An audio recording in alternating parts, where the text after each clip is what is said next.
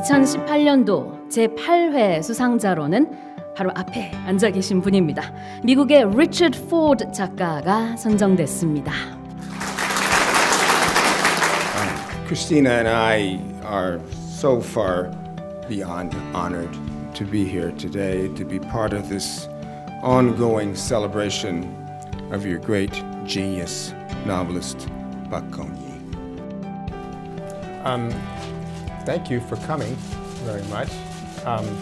This is my wife, Christina Ford, who was already introduced to you. We're thrilled to be in Korea. My role here, talking to you, is to make a specimen of myself, because writers are just the most ordinary, regular people in the world. But it is because of artistic acts that sometimes even regular people can do extraordinary things. I'm Richard Ford. I'm 74 years old.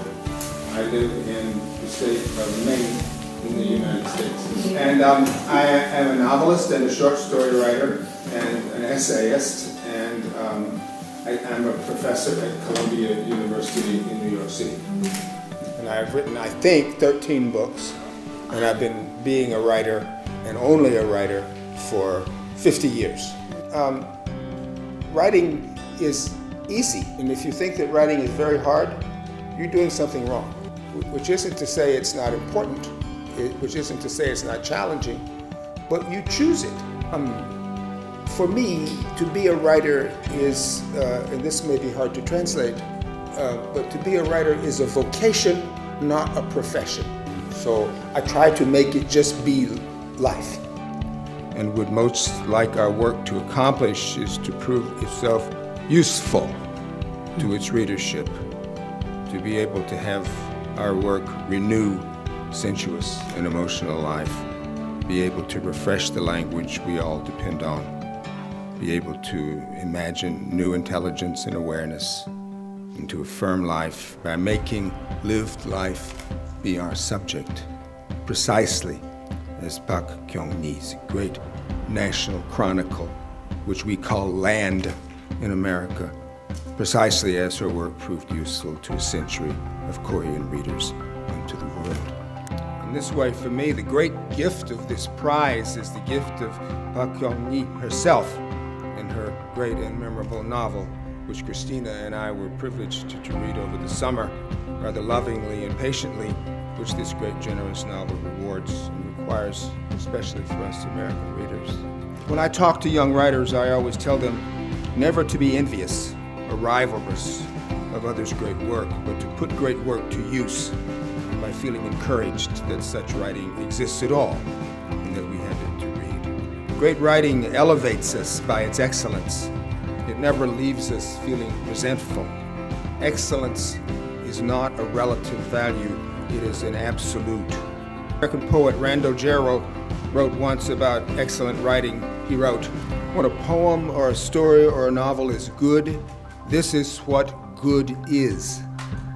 By that he meant that excellent work reinvents good, resaturates the world with it. That's its use. I felt this was true of this great epic Toji. I hope I do not terribly mispronounce the title, and forgive me if I do. I'm tempted to tell you what I, as a novelist, so admired about it, but you probably already know that. Maybe that's partly why I'm here today. I said I was a writer because I've been a reader since adolescence, but I also said I was an unlikely reader and an unlikely writer. It's because I'm dyslexic. I never read a book until I was 18 or 19. I did poorly in school, never finished anything I started, got mostly bad grades, and was not headed anyplace very interesting. Only I loved words. Here's another mystery, equally unlikely. But as an undiagnosed dyslexic, I found the cognitive, the denotative aspects of words, particularly words within sentences, difficult to get into my brain. This is typical of dyslexia. And experiencing these differences in learning ability made me a very slow reader and made me dejected, and it seemed to deem me unpromising and rather an unremarkable child. My teachers, thank God, didn't think I was as hopeless as I felt. They noticed this discrepancy between my poor reading skills and my affection for language, and they simply leaned on me to work harder at reading. Their words, "Richard, you must better apply yourself," are burned into my brain to this day. And also, quite fortunately, I was sick of failing. Failing shamed me.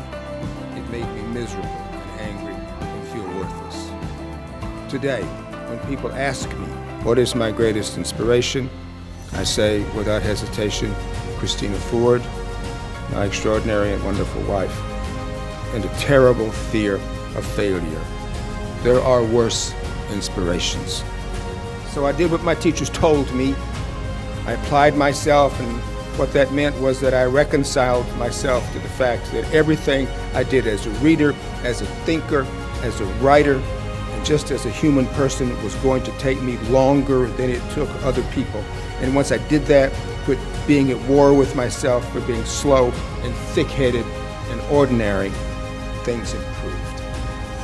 In particular, what started to improve was that at my slow reading pace, I found that the pleasures of language, which had beguiled me before when I wasn't reading very well, were still available to me when I was reading patiently and slowly. Today, at age 74, I read about as slowly as I did when I was 17. But back then as now, reading slowly admits me to language's many splendors. All around what words and sentences mean is how they sound and how they look, and how many syllables they have, and what those syllables carry with them of rhythm and music. All those, so to say, poetical qualities of words are integral to what those words mean to us. And when we can experience it all, cognition and poetry together, the sum of intellectual and visceral pleasure is immense. There's nothing like it that I've ever found, which I suppose explains everything about me. Fortunately or unfortunately, I write the sort of sentences I like to read. Sentences that reward slower pace, sentences that pay attention to rhythms and play and internal rhymes in an effort not just to portray the world, but to affirm it and please us in its dense complexity. Speaking of miracles, however, to be here today is a miracle for Christina and for me. I'm deeply indebted to my publishers in Korea, Pak Kyong and Munhak-dongni, and to the brave men and women who have embarked on translating my books into the Korean language. Thank you. My country and on your beautiful peninsula here, there are many frozen seas impeding our spirit's progress and fulfillment. Books and their guiding force, the human imagination, can, we see, cross many seas and many borders and make themselves useful by displaying to us miraculously both how wonderfully distinct we are from one another and how blessedly alike. If there is a great legacy of Pak Kyong Ni's prophetic writing, it is to celebrate this precious truth, this precious good. To know this, as with all great and good truth, will surely save us. Thank you.